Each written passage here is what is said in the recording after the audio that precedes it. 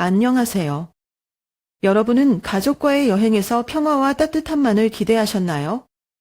하지만 정숙자 씨의 이야기는 조금 다릅니다. 여행 중에 드러난 충격적인 비밀과 그로 인해 그녀가 맞이한 선택들. 과연 그녀는 어떤 결정을 내렸을까요? 함께 들어보시죠. 저는 정숙자라고 합니다. 올해로 65살이 되었어요. 남편은 몇 년 전에 새삼을 떠났고 그 이후로 서울에서 홀로 지내고 있어요. 남편과 함께 했던 시절에는 매일 바쁘게 살았죠. 아이를 키우고 생활을 꾸려나가고 꿈꾸던 작은 집을 마련하려고 아끼고 또 아꼈어요. 그런데 혼자가 되고 나니 이 집이 너무 넓고 지나치게 조용하더라고요. 격시계의 초침 소리조차 크게 들리는 게 좀 씁쓸했어요. 제게는 아들 민호가 하나 있는데 요즘 따라 자주 찾아오더군요. 늘 바쁜 얼굴로 잠시 들렀다가 금세 나가곤 했지만 그런 모습마저도 고마웠어요. 바쁜 젊은이들이 어디 부모 생각을 자주 하겠어요? 그런데 얼마 전에는 좀 다르더라고요. 민호가 웬일로 차분히 앉아서 저와 이야기를 나누더니 갑자기 이런 말을 꺼냈어요. 엄마, 요즘 많이 외로우셨죠? 제가 이번에 특별히 준비한 게 있어요. 엄마를 위해 작은 여행을 계획했거든요. 엄마도 휴식이 필요하잖아요. 순간 당황했어요. 여행이라니 제가 언제 그런 걸 생각이나 해봤겠어요. 하지만 민호의 말투에서 뭔가 간절함 같은 게 느껴졌어요. 그래서 괜히 갑자기 무슨 여행이야? 라고 말하려다 멈췄죠. 민호는 제가 대답하기도 전에 환한 얼굴로 설명을 이어갔어요. 다 준비했어요. 엄마. 짐도 많이 필요 없고 편하게 가시면 돼요. 이건 엄마를 위한 선물이에요. 그 말을 듣는데 마음이 조금 흔들렸어요. 민호가 이렇게까지 신경을 써주는 게 고맙기도 하고 어쩌면 오랜만에 무언가 새로운 걸 해볼 기회가 될 수도 있겠다는 생각이 들었거든요. 사실 저는 요즘 들어 지나간 날들만 떠올리며 사는 게 익숙해졌어요. 남편과 함께했던 좋은 기억들, 그리고 민호가 어린 시절 학교에서 상 받은 날 기뻐서 뛰어오던 모습 같은 사소한 것들. 그런 생각에 빠져 있다 보니 현실이 좀 멀게 느껴질 때가 많아요. 민호가 이 여행을 통해 제게 새로운 기억을 만들어주려는 것 같아서 기특하기도 했죠. 그날 밤 민호의 제안에 대해 깊이 생각했어요. 사실 조금 걱정도 됐어요. 나이가 들수록 새로운 환경에 적응하는 게 어려워지잖아요. 그런데 한편으로는 제가 민호의 제안을 받아들이지 않으면 그가 얼마나 실망할지 상상이 되더군요. 그래서 저는 결심했어요. 이왕 이렇게 된 거 가보자고요. 다음날 민호에게 전화를 걸어 대답했죠. 그래, 가보자. 내가 그렇게 열심히 준비했는데 엄마가 안 가면 안 되겠지? 민호는 전화기 너머로 신나게 있더군요. 역시 우리 엄마. 걱정하지 마세요. 엄마 정말 좋아하실 거예요. 하지만 그때는 몰랐어요. 그 여행이 제 인생을 완전히 뒤흔들 거라는 걸 저는 그저 아들과 함께 시간을 보내고 평범하게 돌아올 거라 생각했어요. 하지만 삶은 가끔 우리가 상상하지도 못한 방향으로 흘러가죠. 드디어 여행의 날이 다가왔어요. 민호가 아침 일찍 차를 몰고 저를 데리러 있더라고요. 어쩐지 제 마음이 설레기도 하고 낯설기도 했어요. 차 안에서는 민호와 이런저런 이야기를 나누며 오랜만에 긴 시간을 보냈죠. 요즘 새삼 돌아가는 이야기며 민호 회사에서 있었던 일들까지 자세히 들어주다 보니 시간도 금방 가더라고요. 민호가 이런 식으로 저와 오래 대화를 나눠본 게 도대체 얼마만인지 모르겠어요. 그러다가 어느새 항구에 도착했어요. 짐을 챙기고 배에 오르니 바닷바람이 불어와더라고요. 선상에서 파도 소리를 들으며 멀리 보이는 섬들을 바라보는데 갑자기 제 마음이 편안해졌어요. 생각해보면 저는 살면서 바다를 이렇게 가까이에서 본 적이 별로 없었어요. 민호도 저를 보며 미소를 짓더라고요. 엄마, 바다 멋지죠? 이번 여행은 엄마가 여유롭게 즐기실 수 있도록 준비했으니까 걱정 말아요. 그 말을 들으니 조금 안심이 되면서도 왠지 모르게 뭉클한 기분이 들었어요. 민호가 어릴 적 가족끼리 바닷가에 놀러 갔던 기억이 떠오르기도 했거든요. 그땐 민호가 물놀이를 하겠다고 조르며 까불던 모습이 생생했는데 지금은 다 자라서 어른이 되었으니 참 세월이 빠르다는 생각이 들었어요. 섬에 도착해서는 작은 마을이 우리를 반겼어요. 민호와 그의 아내 지은이가 함께 계획한 여행이라며 민호는 주차를 하고 나서 지은이를 불렀어요. 지은이가 저를 보고 반갑게 인사하더군요. 어머니, 오랜만이에요. 이번에 어머니께서 꼭 좋아하실 만한 곳으로 모시고 가려고 열심히 준비했어요. 그녀의 따뜻한 말투에 괜히 마음이 풀어진더라고요. 민호와 지은이가 손을 맞잡고 길을 안내하며 걷는데 둘의 다정한 모습이 참 보기 좋았어요. 어쩌면 이번 여행이 단순히 휴식이산에 무언가를 줄 수도 있겠다는 생각이 들었어요. 우리가 묵을 숙소는 섬 언덕 위에 자리 잡은 작은 나무집이었어요. 마당에는 나무 테이블과 의자가 놓여 있었고 그 뒤로는 울창한 숲과 바다가 보이는 풍경이 펼쳐졌죠. 집안은 작지만 아늑하고 따뜻한 느낌이었어요. 민호와 지은이라 둘이서 얼마나 준비했는지 정성이 곳곳에 묻어나는 게 느껴졌어요. 민호는 저를 앉혀놓고는 이렇게 말했어요. 엄마, 이번엔 저희랑 꼭 쉬면서 행복하게 지내세요. 집안일 생각도 하지 말고 여기서 그냥 맛있는 거 먹고 바람 쐬면서 사시면 돼요. 그의 다정한 말에 고개를 끄덕였죠. 그날 저녁, 셋이 함께 부엌에서 저녁을 준비했어요. 지은이는 요리를 정말 잘 하더라고요. 민호는 재료를 손질하며 연신 농담을 던졌고 저도 오랜만에 활짝 웃었어요. 테이블에 둘러앉아 저녁을 먹으며 대화를 나누는데 어릴 적 민호가 어떤 장난을 쳤는지 지은이가 처음 가족들에게 인사를 드리던 날의 에피소드까지 떠올리며 웃음이 끊이지 않았어요. 이렇게 함께 웃고 이야기하는 시간이 얼마나 소중한지 다시금 깨닫게 되었어요.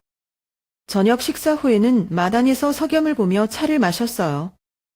해가 서서히 바다 너머로 지는 모습을 바라보니 마음이 차분해지더라고요. 민호와 지은이는 조용히 옆에 앉아 저를 배려해 주었어요. 그 순간만큼은 모든 게 완벽하다고 느껴졌어요. 나를 걱정하고 챙겨주는 아이들 덕분에 오랜만에 삶이 따뜻하게 느껴졌죠. 하지만 그 평화로움이 오래가지는 않을 거라는 걸 그때는 꿈에도 몰랐어요. 그렇게 평화로운 첫날이 지나고 다음 날 아침이 밝았어요. 새소리와 함께 눈을 뜨니 창밖으로 비치는 햇살이 참 따뜻하더군요. 이곳 공기는 서울에서 느껴보지 못한 상쾌함이 있었어요. 민호가 문을 두드리며 웃는 얼굴로 들어왔어요. 엄마, 아침 준비했어요. 빨리 나오세요. 그의 밝은 목소리에 기분 좋게 일어나 세수를 하고 나갔죠. 식탁에는 지은이가 손수 만든 아침 식사가 놓여 있었어요. 간단하지만 정성 가득한 아침이었죠. 따뜻한 미소국과 같이 지은 닭, 그리고 지은이가 직접 담근 듯한 배추김치까지. 지은이는 어머니, 여기 오면서 어머님 입맛에 맞을까 걱정했는데 괜찮으세요? 라고 물었어요. 저는 고개를 끄덕이며 음식을 한 입 먹어봤는데 정말 맛있더라고요. 정말 정성이 느껴지는 맛이네. 고마워, 지은아. 이렇게 말하니 그녀가 수줍게 웃으며 맛있게 드셔주셔서 제가 더 감사해요, 어머니, 라고 하더군요.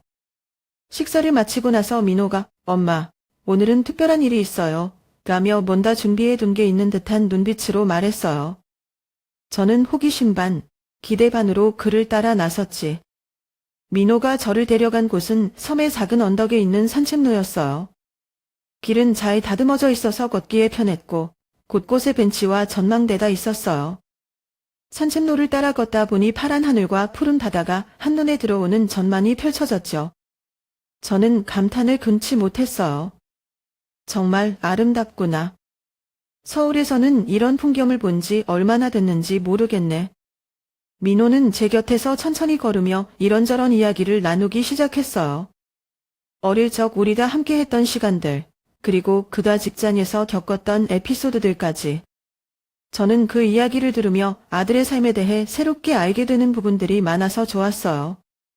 하지만 어느 순간 민호가 갑자기 진지한 표정으로 말을 꺼내더군요. 엄마, 사실 오늘 제가 드릴 말씀이 있어요.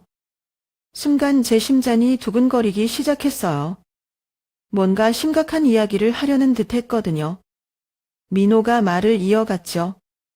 엄마, 이제는 엄마가 조금 더 편하게 사셨으면 좋겠어요.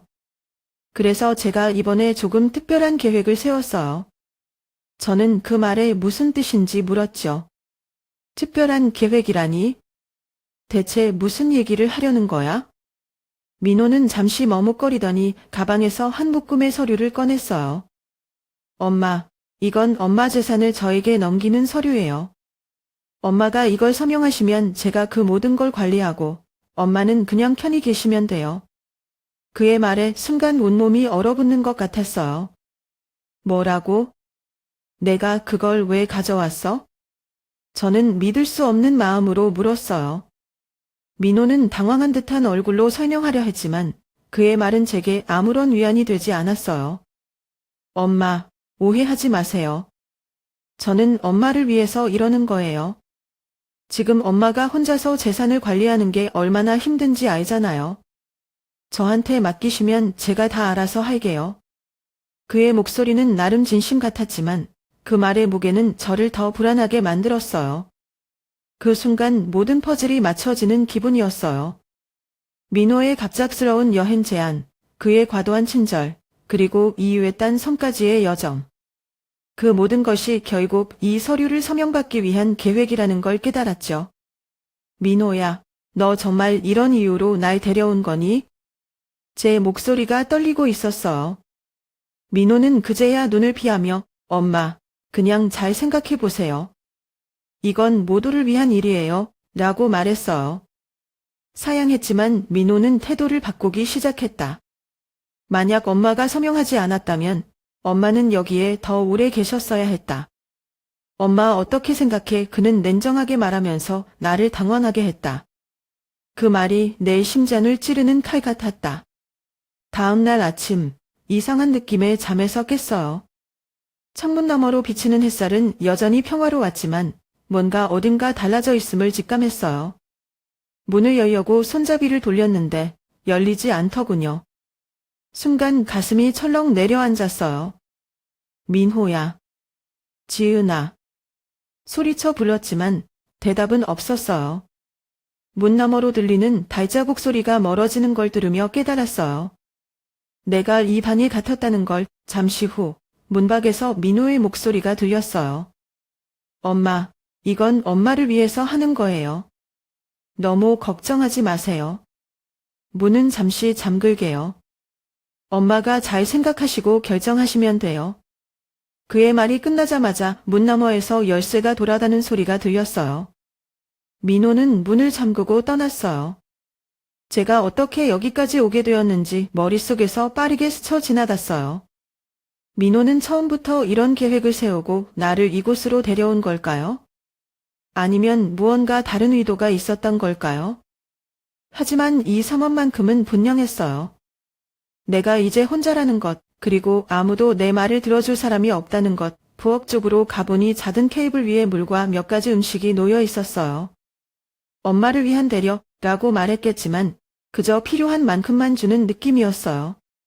그걸 보는 순간 눈물이 났어요. 이 아이가 내 아들이 맞는지, 내가 정말 그토록 사랑하며 키운 민호가 맞는지 도저히 믿을 수 없었어요. 창밖으로 보이는 푸른 하늘과 평화로운 숲은 너무나도 아이러니했어요. 이 아름다운 곳에서 나는 갇혀있는 신세가 되다니. 감정이 복잡해지고 배신감이 밀려왔어요. 민호의 말을 떠올리며 눈을 감았어요. 엄마, 이건 모두를 위한 거예요. 제가 이걸 해야 우리 가족이 잘 살 수 있어요. 그의 목소리가 머릿속에 맴돌았지만 내게는 단지 핑계로만 들렸어요. 시간이 얼마나 흘렀는지 모르겠어요. 문밖에서 다시 민호의 목소리가 들렸어요. 엄마, 충분히 생각하셨죠? 이건 엄마를 위한 결정이에요. 지금 사인하시면 저희는 다 편해질 수 있어요. 목소리는 여전히 차분했지만 어딘가 조급함이 묻어 있었어요. 저는 대답하지 않았어요. 아니, 대답할 수가 없었어요. 결국 민호는 한숨을 내쉬며 말했어요. 엄마, 시간이 좀 더 필요하시면 드릴게요. 하지만 기억하세요. 이게 최선의 방법이에요. 그가 문 밖에서 발소리를 남기며 멀어졌고 다시 고요함이 찾아왔어요. 저는 방 안을 천천히 걸으며 이 상황에서 벗어날 방법을 생각했어요. 하지만 그럴수록 민호의 차가운 말들이 머릿속을 떠나지 않았어요. 내가 그를 어떻게 키웠는데 왜 그가 이렇게 변했을까요? 사랑만으로 아이를 키운다고 해서 모든 게 잘 되는 건 아니라는 걸 깨달았어요. 창가에 앉아 멀리 보이는 바다를 바라보며 혼잣말로 중얼거렸어요. 이게 정말 내 삶의 끝인가? 내가 아무 힘도 없이 여기서 그저 멈춰 있어야 하는 건가? 하지만 그럴수록 마음 한편에서는 포기할 수 없다는 생각이 들었어요. 내가 스스로를 지켜야 한다는 본능 같은 것이 저를 움직이게 했어요. 나는 가만히 있을 수 없었어요. 민호가 나를 이곳에 가두고 내가 아무것도 하지 못하게 만들려는 의도가 분명했지만 그렇다고 내가 그대로 순응할 수는 없었죠. 오히려 그의 행동은 나를 더 단단하게 만들었어요. 내가 평생 동안 힘들게 일하며 지켜온 것을 이렇게 쉽게 포기할 순 없었으니까요. 하루 종일 방 안에서 머리를 굴리며 벗어날 방법을 고민했어요. 민호와 지은이가 집 밖으로 나간 틈에 나는 부엌으로 갔어요. 식사 준비를 핑계 삼아 조금이라도 자유롭게 움직일 수 있는 기회를 얻은 거죠. 그러다 우연히 서랍 한쪽에서 낡고 작은 휴대폰을 발견했어요. 민호가 깜빡 잊고 놓고 간 물건이 있겠죠. 손에 들린 휴대폰을 보며 심장이 빠르게 뛰기 시작했어요. 하지만 곧 실망감이 밀려왔어요. SIM 카드가 없어서 전화는 걸 수 없었어요. 그래도 혹시나 하는 마음에 전원을 켜보니 다행히 배터리가 조금 남아 있었고 더베이 와이파이를 검색할 수 있었어요. 다급한 마음으로 비밀번호가 걸리지 않은 네트워크를 찾아 연결했어요. 순간 작은 희망이 생겼어요. 가장 먼저 떠오른 사람은 서울에서 늘 내 곁에 있던 이웃 친구였어요.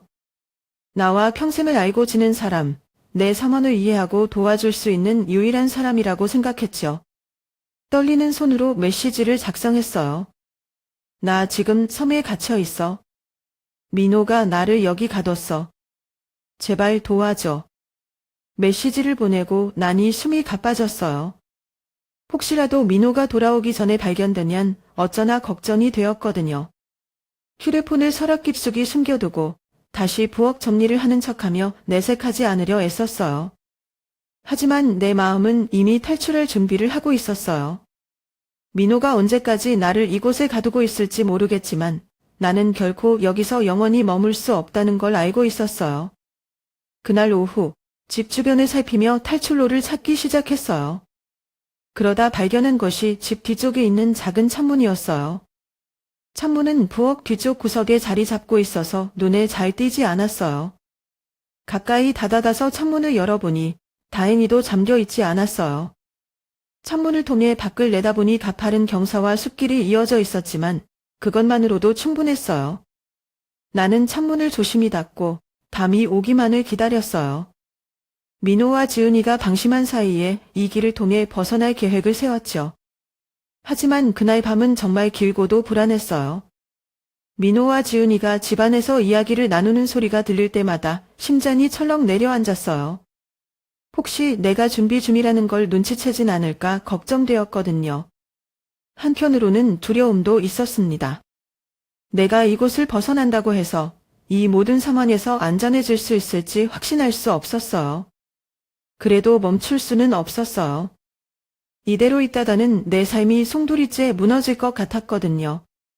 내 가족을 믿고 사랑했던 내 마음이 무너지는 것만큼은 더 이상 견딜 수 없었어요.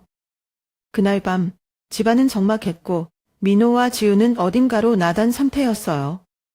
집안에 아무도 없다는 걸 확인한 뒤 나는 조심스럽게 부엌 창문으로 다가갔어요. 문득 창문을 넘어야 하는 순간이 다가오니 심장이 미친 듯이 뛰기 시작했어요. 머릿속에는 온갖 걱정이 떠올랐어요. 내가 이걸 성공할 수 있을까?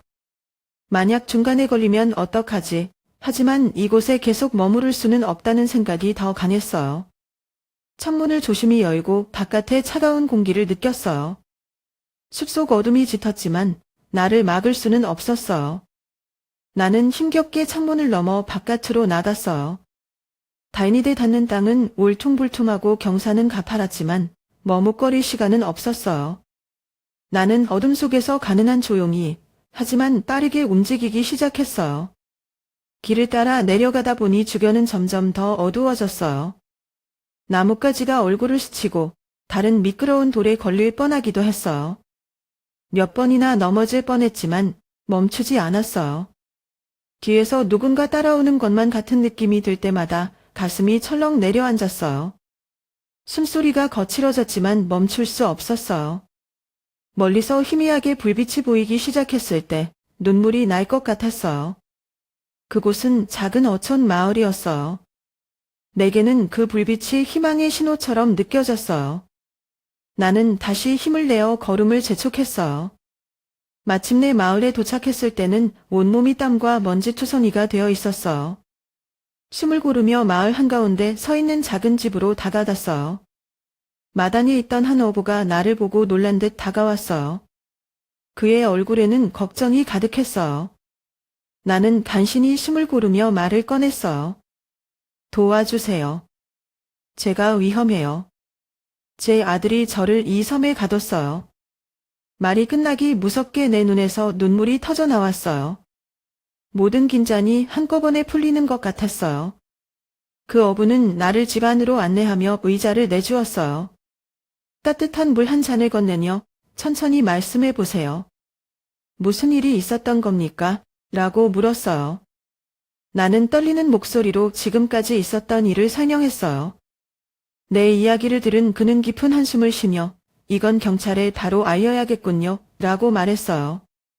그는 곧바로 자신의 휴대폰을 꺼내 경찰에 전화를 걸었어요. 나는 그가 경찰과 통화하는 동안 내 옆에서 들려오는 그의 차분한 목소리에 조금씩 안점을 찾을 수 있었어요. 통화가 끝난 뒤 그는 내 어깨를 가볍게 두드리며 걱정하지 마세요. 경찰이 곧 올 겁니다. 여기서 안전하게 기다리세요. 라고 말했어요. 그의 말 한마디에 내 불안했던 마음이 조금씩 가라앉았어요. 얼마 지나지 않아 경찰이 도착했어요. 나는 경찰에게 지금까지의 상황을 설명하며 민호와 지훈의 계획에 대해 이야기했어요. 경찰은 나를 진지하게 경청하며 걱정 마십시오. 안전하게 보고하겠습니다. 라고 말했어요. 그 말을 듣는 순간 마치 무거운 짐을 내려놓은 것처럼 마음이 조금 가벼워졌어요. 경찰과 함께 나무집으로 돌아가는 길, 내 마음은 한없이 무거웠어요.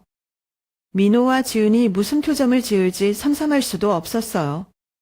한편으로는 아들인 민호가 이런 행동을 한 것이 믿기지 않았고 또 한편으로는 내가 이런 상황을 겪어야 한다는 사실이 너무나도 서글펐어요. 집 앞에 도착했을 때 민호와 지훈이 마침 차에서 내리고 있었어요. 그들은 경찰차와 나를 보자마자 깜짝 놀라 멈춰 섰어요. 민호의 얼굴에는 당혹감이 가득했어요. 그는 한 걸음 앞으로 다가와 엄마, 이게 무슨 일이에요? 왜 경찰까지 부르셨어요? 라고 물었어요. 그의 목소리는 어딘가 떨리고 있었어요. 경찰이 곧바로 그들에게 다가가 상황을 설명하기 시작했어요. 민호는 처음에는 당황한 듯했지만 곧 자신을 변호하기 위해 목소리를 높이기 시작했어요. 아니에요. 오해입니다. 저는 그저 엄마를 위해서 최선을 다하려고 했을 뿐이에요. 엄마가 혼자서 힘들어 하시니까 도와드리려는 거였어요. 그의 말은 간절했지만 내게는 변명으로만 들렸어요. 지은도 옆에서 조심스럽게 말을 보탰어요. 어머니, 우리 정말 나쁜 의도가 아니었어요. 어머니가 좀 더 편하게 지내시길 바랐던 거예요. 그러니 경찰 부르신 건 너무 심하신 거 아니에요? 그녀의 목소리는 평소처럼 부드러웠으지만 그 안에는 무언가 억지로 숨기는 듯한 느낌이 있었어요. 경찰은 그들의 말을 듣고도 단호하게 대처했어요. 이건 가벼운 문제가 아닙니다. 본인의 의도가 무엇이든 법적으로는 명백히 잘못된 행동입니다. 경찰의 말에 민호는 더 이상 항변하지 못했어요. 결국 민호와 지우는 집 안으로 들어가 조사받기 위해 준비를 해야 했어요. 민호는 경찰이 그를 연행하려 하자 마지막으로 나를 향해 외쳤어요. 엄마, 제발 믿어주세요. 저는 정말 엄마를 위해서 한 거예요. 엄마가 얼마나 힘들게 살아오셨는지 알잖아요. 그래서 제가 도와드리려던 거였어요. 그의 목소리는 절박했지만 내 마음은 이미 닫혀 있었어요. 나는 그를 마주보며 아무 말도 하지 못했어요. 내 안에서는 여러 감정이 뒤엉켰어요. 분노, 실망, 그리고 무엇보다도 깊은 슬픔. 내가 어떻게 그토록 사랑하고 믿었던 내 아들이 이런 선택을 했을까? 그의 행동이 정당화될 수 없다는 건 분명했어요. 경찰차가 멀어져 갈 때까지 나는 그 자리에 서서 움직일 수가 없었어요. 민호가 떠나면서도 나를 바라보던 눈빛이 계속 떠올랐어요. 그는 자신의 행동이 옳다고 믿었을까요? 아니면 단지 자신의 욕심을 합리화하려 했던 걸까요? 그 답을 알 수 없었지만 한 가지는 분명했어요. 그는 나를 깊이 상처 입혔고 나는 이 상처를 쉽게 잊을 수 없을 거라는 사실이요. 나는 천천히 집 안으로 들어가서 그들이 남겨둔 흔적들을 바라보았어요. 식탁 위에 놓인 서류들, 그들이 머물던 방, 그리고 그들이 함께 웃으며 나눴던 대화들. 모든 것이 가짜처럼 느껴졌어요. 그들이 진심으로 나를 생각했던 순간이 있었는지조차 의심스러웠어요. 서울로 돌아온 나는 피로와 무력감에 온몸이 짓눌리는 것 같았어요.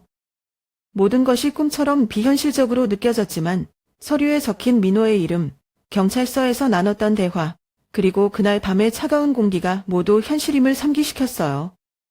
나는 더 이상 주저할 수 없었어요. 다음 날 아침, 변호사에게 전화를 걸었어요. 오랫동안 도움을 받았던 사람이기에 사정을 이야기하기가 조금 더 수월했어요.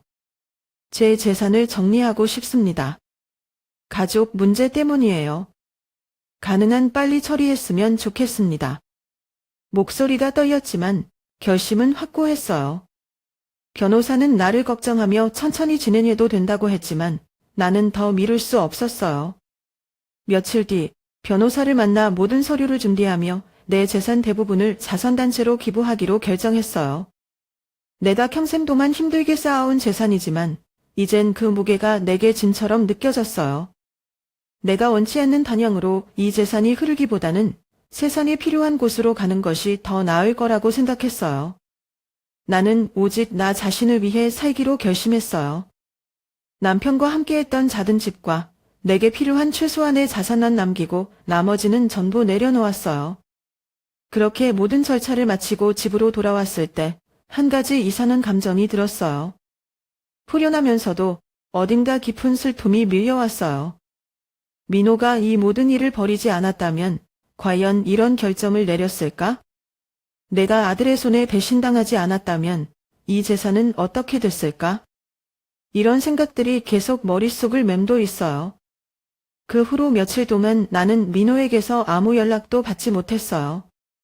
그가 어떤 생각을 하고 있을지 궁금했지만 내가 먼저 연락을 할 수는 없었어요. 배신의 상처가 아직 생생했으니까요. 그러나 민호를 원망하는 마음만 있는 것은 아니었어요. 그가 나에게 했던 말을 떠올리며 그저 잘못된 길을 선택한 것 같다는 생각도 들었어요. 그로부터 일주일 후 예상치 못한 일이 일어났어요. 아침 햇살이 거실을 밝히고 있을 때쯤 문밖에서 누군가 초인종을 눌렀어요. 문을 열어보니 민호가 서 있었어요. 단정한 옷차림에 초췌한 얼굴, 그리고 그가 무릎을 꿇고 나를 향해 눈물을 흘리고 있었어요. 엄마, 죄송합니다. 제가 정말 잘못했어요. 엄마를 그렇게 대하면 안 됐는데. 제가 너무 어리석었어요. 엄마를 위해서 한다고 생각했는데 그게 아니었어요. 제 욕심이었어요. 민호는 떨리는 목소리로 말을 이어갔어요. 엄마, 제발 저를 용서해 주세요. 다시 기회를 주세요. 제가 정말 달라질게요. 나는 그의 말을 들으면서도 아무 말도 할 수 없었어요. 그 모습이 안쓰럽기도 했지만 마음 한구석에서 깊은 슬픔이 밀려왔어요. 이 아들이 내가 평생 사랑하고 지켜준 아이가 나를 이렇게 배신하고서야 비로소 잘못을 깨달았다는 사실이 너무 아팠어요. 민호야. 나는 조용히 그의 이름을 불렀어요. 그는 눈물을 닦으며 나를 바라봤어요. 넌 이미 기회를 가졌었어. 그리고 그 기회를 내가 스스로 망쳤단다. 엄마는 이제 너의 변념을 들을 힘이 없어. 더는 내게 휘둘리지 않을 거야. 내 목소리는 차분했지만 마음속에서는 눈물이 흐르고 있었어요. 나는 문을 천천히 닫았어요. 민호가 문 밖에서 계속 울면서 나를 불렀지만 나는 열지 않았어요. 이게 내가 해야 할 일이라고 생각했어요. 민호가 스스로를 돌아보고 진정으로 변하지 않는 이상 내가 그의 곁에 있어봤자 아무것도 달라지지 않을 테니까요. 문을 닫고 거실에 앉아 있는데 마음이 무겁고 공허했어요. 하지만 동시에 내가 내 삶을 되찾았다는 안도감도 있었어요. 나는 이제 민호와의 과거에 머무르지 않고 나 자신을 위해 살아야 한다는 걸 알았어요. 모든 일이 끝난 후 나는 내가 살던 집을 떠나기로 결심했어요. 그곳은 내가 평생을 살아온 곳이었지만 이제는 너무 많은 기억이 얽혀 있어 숨을 쉴 수 없을 정도로 무겁게 느껴졌어요. 민호와 함께했던 좋은 순간들이 떠오르기도 했지만 그보다 더 강렬하게 남아있는 배신감이 나를 짓눌렀어요. 나는 서울 외곽의 작은 아파트로 이사했어요. 크지는 않았지만 내가 생활하기에는 딱 알맞은 크기였어요. 복잡한 도심을 벗어나 조금 더 조용하고 한적한 동네에서의 삶은 내게 새로운 시작을 의미했어요. 아파트 창문 너머로 보이는 숲과 작은 공원의 풍경은 내다 잊고 지냈던 여유를 다시 되찾아주는 것 같았어요. 새로운 동네에서의 첫날, 나는 동네 슈퍼마켓을 찾았어요. 익숙하지 않은 환경이라 처음에는 어색했지만 슈퍼마켓에서 만난 사람들은 생각보다 친절했어요. 계산대에서 만난 중년 여성은 내가 이사 온 것을 알고는 반갑게 웃으며 말했어요. 새로 이사 오셨나 봐요. 우리 동네는 아주 조용하고 좋아요. 잘 오셨어요. 그 말 한마디에 마음이 한결 따뜻해졌어요. 며칠 뒤 나는 근처 주민센터에서 다양한 프로그램이 열린다는 것을 알게 되었어요. 그 중에서도 특히 눈에 띄었던 것은 손뜨개와 도자기 수업이었어요. 처음에는 망설였지만 나 자신에게 변화를 주기 위해 용기를 내보기로 했어요. 그렇게 손뜨개 수업에 첫 발을 들였을 때 내 인생이 조금씩 바뀌기 시작했어요. 수업에서 만난 사람들은 모두 따뜻하고 긍정적인 에너지를 가진 사람들이었어요. 한 여성은 나와 비슷한 나이에 혼자 지내는 분이었는데 그녀는 나에게 먼저 말을 걸며 자신이 이 수업에서 얼마나 많은 위로를 받았는지 이야기해 주었어요. 처음에는 혼자라는 게 너무 힘들었는데 여기 와서 친구들도 사귀고 나 자신을 위한 시간을 가지니까 정말 좋아졌어요. 그녀의 이야기를 들으며 나도 조금씩 마음이 열리는 것을 느꼈어요. 수업 시간에 손으로 무언가를 만들면서 내 생각을 정리하는 시간이 많아졌어요. 실을꼬와 스웨터를 뜨고 흙을 빚어 작은 접시를 만들면서 내 마음도 조금씩 단단해지고 있다는 것을 느꼈어요. 무언가를 만들어낸다는 기쁨은 단순히 결과물에서 오는 것이 아니라 그 과정을 통해 나 자신과 대화하는 순간에서 비롯된다는 것을 깨달았어요. 또한 이웃들과의 교류도 점점 늘어났어요. 한 번은 주민센터에서 열린 작은 다자회에 참여하게 되었는데 그곳에서 나는 내가 만든 작은 손뜨개 제품을 판매해 보라는 제안을 받았어요. 처음에는 내가 이런 걸 어떻게 파냐고 망설였지만 주변 사람들의 격려로 작은 테이블 하나를 마련해 내 작품을 놓아 보았어요. 예상외로 많은 사람들이 내 작품을 칭찬하며 사가 주었고 그 경험은 내게 새로운 자신감을 심어주었어요. 나는 이웃들과 함께 작은 공원에서 산책도 하고 근처 카페에서 따뜻한 차를 마시며 이야기를 나누는 평범한 일상이 얼마나 소중한지 다시금 느꼈어요. 특히 함께 웃고 이야기할 수 있는 친구들이 생기면서 내 삶은 전보다 훨씬 밝아졌어요. 그 과정에서 나는 한 가지를 확실히 깨달았어요. 내 행복은 오직 나 자신에게 달려있다는 것을요. 아무리 가까운 사람이라도 심지어 가족이라 할지라도 내 행복을 빼앗을 권리는 없다는 사실을요. 나는 내 삶을 스스로 지킬 책임이 있고 스스로를 사랑해야 한다는 걸 배웠어요. 시간이 흐르면서 나는 민호에 대한 상처도 조금씩 희미해졌어요. 여전히 그가 한 행동을 용서할 수는 없었지만 그 일에 집착하며 내 삶을 더 이상 망칠 수는 없다는 걸 알았어요. 이제 나는 과거가 아닌 나 자신을 위한 미래를 바라보기로 했어요. 새로운 일상 속에서 나는 진정한 평화를 찾고 있었어요. 과거의 상처가 완전히 사라지는 데는 시간이 걸리겠지만 지금 나는 충분히 행복했고 내 삶은 더 나아질 거라는 확신이 들었어요. 어느 순간부터 더 이상 아프거나 원망하지 않게 되었어요. 물론 그 과정은 쉽지 않았어요. 민호와의 기억은 여전히 가끔 떠올랐고 처음에는 그것들이 나를 무겁게 짓눌렀어요. 그러나 매일 아침 눈을 뜨며 오늘도 내 삶을 살아가자 고 스스로에게 다짐하곤 했어요. 하루하루 작은 것들에서 행복을 찾기 시작하면서 점점 마음속의 상처는 옅어지고 삶은 훨씬 가벼워졌어요. 어느 날 아침 창문을 열어 시원한 공기를 들이마시며 생각했어요. 이제 나는 누군가의 엄마로만 사는 게 아니라 나 자신으로 살아가야 해. 민호와의 관계가 더 이상 나를 정의하지 않는다는 사실을 깨달았어요. 그 깨달음은 마치 무거운 짐을 내려놓는 듯한 해방감을 주었어요. 그 후로 나는 내 삶에서 작은 도전을 시도해 보기로 했어요. 가까운 공원에서 열리는 주말 시장에 내 손뜨개 작품을 더 많이 출품해 보기로 했죠. 사람들과의 대화는 내게 새로운 활력을 주었어요. 이거 정말 예쁘네요. 직접 만드신 거예요. 라는 말을 들을 때마다 내가 살아가면서 무엇인가를 만들어낼 수 있다는 사실에 감사했어요. 또한 나는 여행을 떠나기로 결심했어요. 예전에는 혼자 여행을 한다는 것이 상상도 되지 않았지만 지금은 오히려 혼자만의 시간을 갖는 것이 내게 필요한 일이라는 생각이 들었어요. 내가 처음 선택한 곳은 강원도의 작은 해안 마을이었어요. 그곳에서 며칠을 머물며 파도 소리를 듣고 해변을 거닐며 나 자신을 위한 시간을 보냈어요. 해질 무렵 붉게 물든 하늘을 보며 생각했어요. 내가 이렇게 아름다운 순간을 누릴 수 있다는 건 정말 축복이야.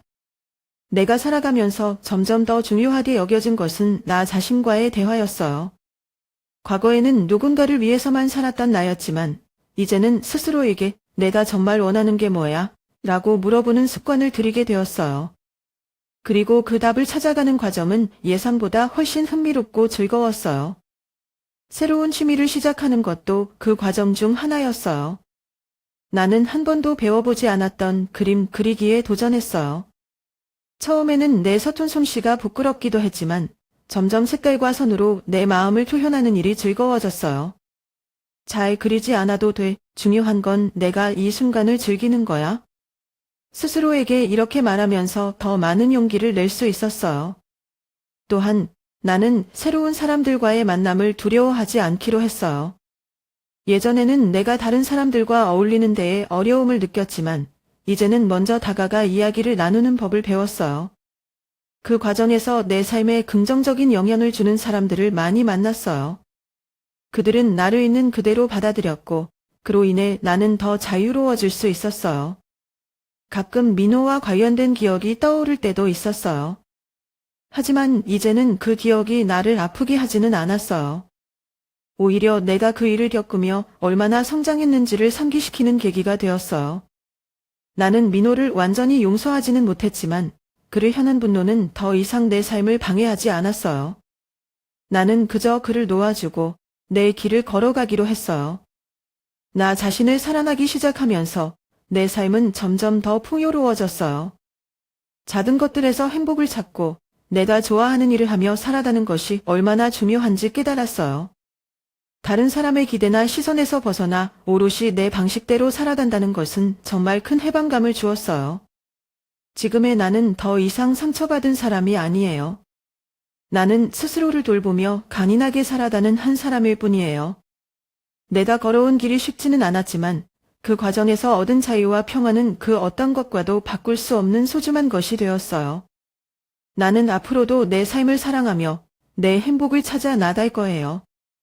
내가 선택한 길이 비록 혼자이지라도 나는 그 길을 당당히 걸어갈 준비가 되어 있어요. 왜냐하면 이제 나는 내가 얼마나 소중한 존재인지 깨달았으니까요.